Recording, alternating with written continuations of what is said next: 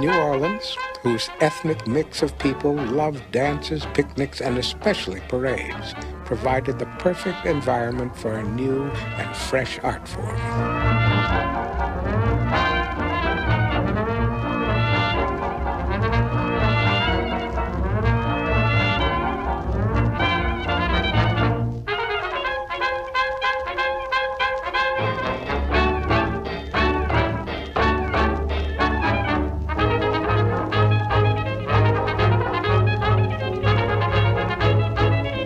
Turn-of-the-century New Orleans was a melting pot of African, Caribbean, and European cultures, each contributing its own music and customs. Their cultural institutions included the first opera company in America.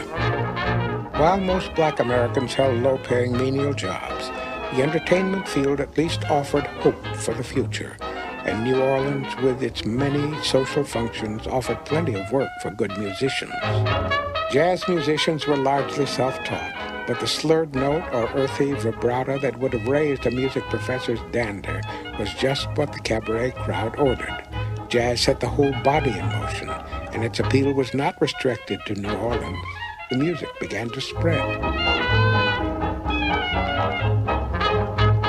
Trumpeter Freddie Keppert brought jazz to Los Angeles in 1912, and Jelly Roll Morton appeared at the San Francisco Exposition in 1915.